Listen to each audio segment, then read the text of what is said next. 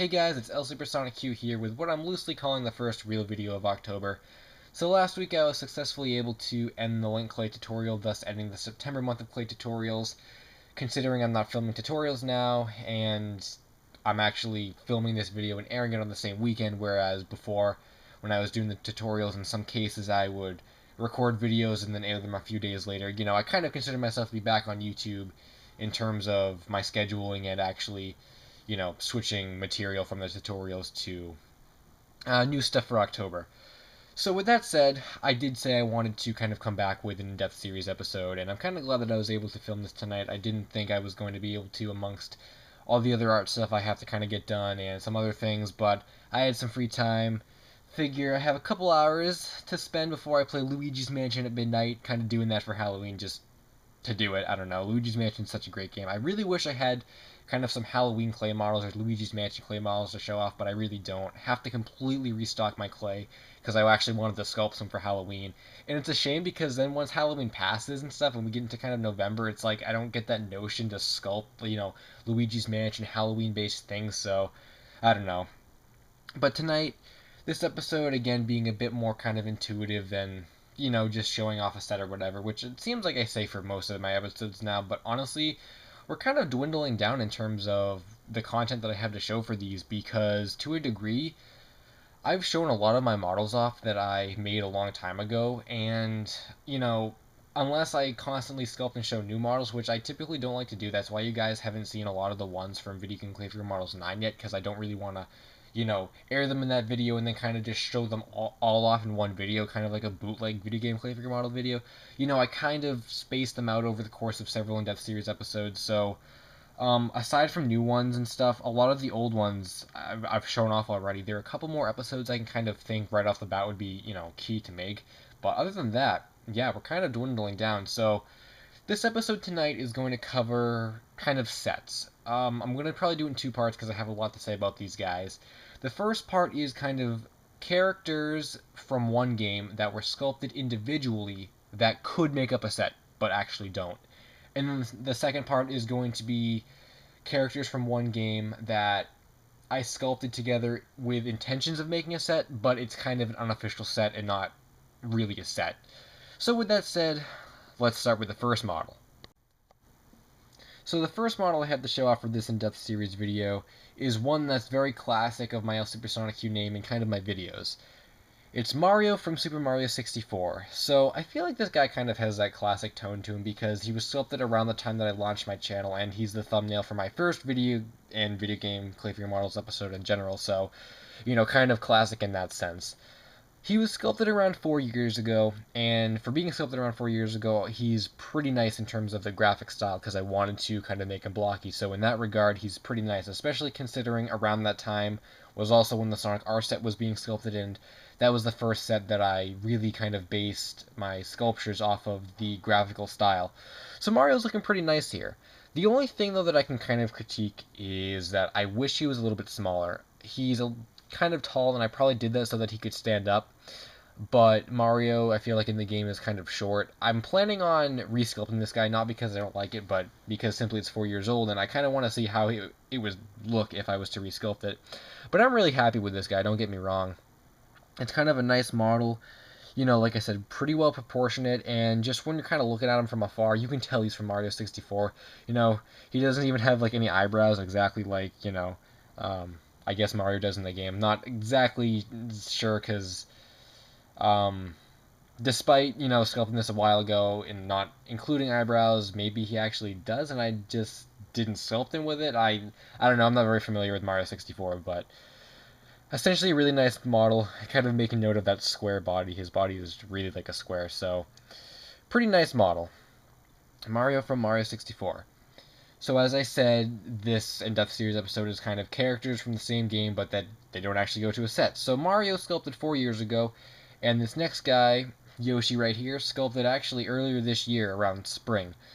So, back when I was sculpting this Mario, I actually had a lot of intentions on sculpting a Yoshi, kind of because, Mario and Yoshi, but for whatever reason, I only decided to, get around to sculpting a Yoshi as of recently. I'm kind of unsure as to why that was. I think it was just because I have kind of notes and stuff on some sheets I used to make of ideas for clay models, and Mario 64 Yoshi was on there, but I just never got around to sculpting him, I guess, until a lot later. So Yoshi is, or he was a lot easier to kind of sculpt than Mario, at least from what I remember, because Yoshi, despite still trying to keep with the polygonal shapes and stuff, it actually made it a tad bit easier because I didn't really need to include little finger slits, and the model kind of just came together really easily, a lot more easily than I kind of thought. However, in doing that, it was a lot harder to capture the graphical style because, Yoshi's nose is kind of circular, and he doesn't have as many distinct shapes that would kind of define that, aside from the fact that, he only has, one spike on the back of his head, and his shell doesn't have the white outline and stuff. So, it's a really nice kind of proportionate model. These guys don't go to a set, but when kind of compared to each other, I would have either liked Mario smaller or Yoshi bigger, because in the game Yoshi is bigger than Mario.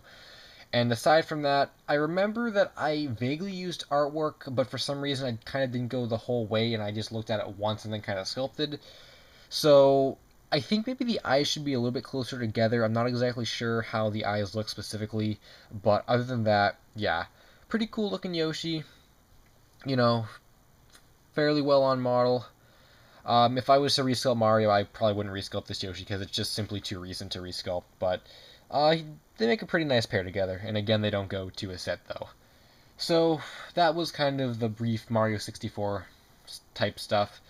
And yeah, that did I actually say that Yoshi was from Mario 64? I'm not exactly sure if I did, but Mario 64. So next up, kind of gonna move these guys out of the frame a little bit. Got to give some limelight to Mario's biggest rival, or at least used to be biggest rival, especially around this time. Kind of ironic, or not ironic, but rather coincidental that Mario 64 and Sonic Adventure right here. So this Sonic was sculpted from Sonic Adventure based artwork, and he's pretty old. I premiered this guy back in Video Game Clay Figure Models 2, which was, I think, in 2009. That was the same year as the first one. So, subtract a couple years from that, I'd say maybe 2007, 2008, this guy was sculpted. And I don't feel like he ever got enough limelight that he kind of deserves. I only called him a kind of a selected model, quote unquote, as I would say, from the Video Game Claymore model series, but I feel like he definitely could have been a spot-on model, and I can't believe it's taken me this long to kind of show this guy off. I don't believe did I show him in my Then and Now series? I think I did when I did the Sonic episode on kind of the ones that didn't get put in the actual video in that bonus part, but he definitely kind of should have had more limelight because I sculpted him in a slightly different style than any other kind of Sonic character or Sonic clay figure I've made, where when you kind of tilt them around, his face is kind of lost and his nose is off to the side, and it kind of looks rather obscure. But then as you kind of go back around this way, he looks really nice from this one side. I specifically made him to be viewed from one side, kind of two-dimensional, and I really like that. I did use artwork for this guy, and that's why, again, I think he just looks really nice, especially for a Sonic Adventure clay model. I was using artwork that, how Sonic looks on the Dreamcast cover, kind of in that funky pose. I originally was kind of sculpting that, and I think that's why he got flat, is because I was sculpting him kind of on, flat on the table, and I was hoping when I picked him up he'd stand up, but it didn't really work, and it kind of flattened him out anyway.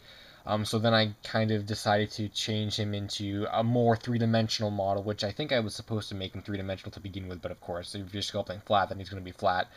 So at that point, I didn't really shift the face too much, but I kind of, made his shoes three-dimensional, pushed his spikes over, and changed his pose to that kind of Sonic Adventure 1 styled, with his arms kind of crossed.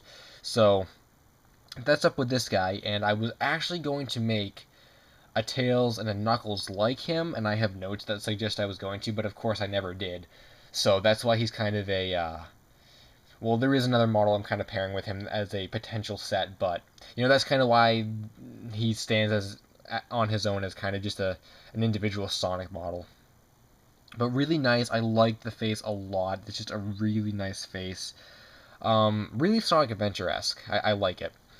So that's Sonic, and again, Knuckles and Tails weren't sculpted, but this guy that I did sculpt clearly could go to a set, with Sonic, and it's E101 MK2. So this guy was a lot farther forward than this Sonic by at least a few, maybe, I would say, yeah, at least a few years, because first off is that he was painted.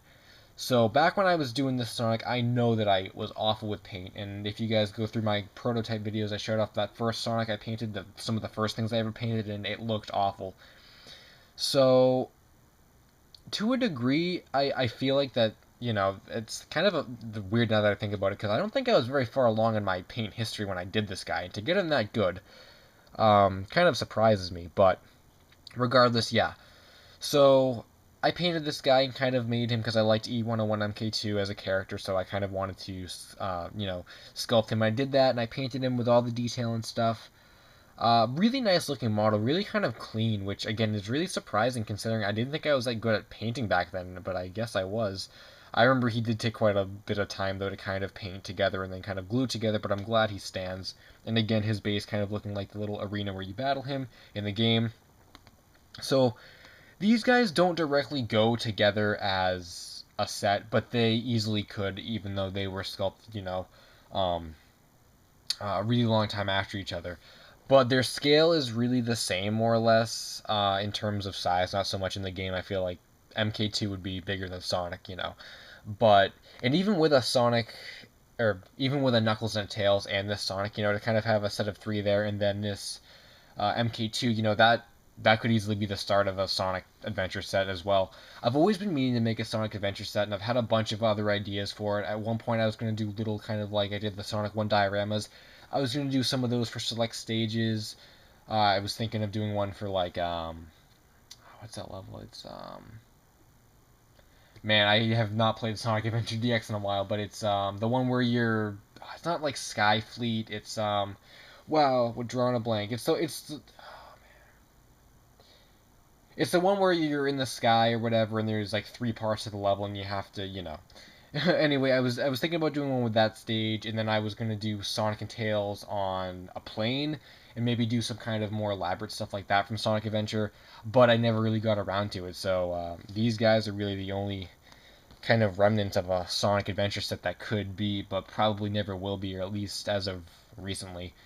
I've always wanted to sculpt in kind of the legit graphical style though of Sonic Adventure, so I might still do that because I'm, regardless about how old the game is or what the game is or anything like that, I'm always down for sculpting an in-game model out of clay, exactly as it looks. So something could happen with that, but who knows.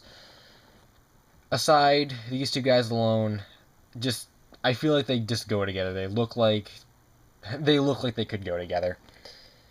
So, with that said, that kind of ends this part one of the variations of sets, the sets that should be but never will be, and then the sets that are kind of unofficial, which I haven't gotten to, and that's what the next part's going to be for. So, this is part one. Thanks for watching, guys, and part two coming up next.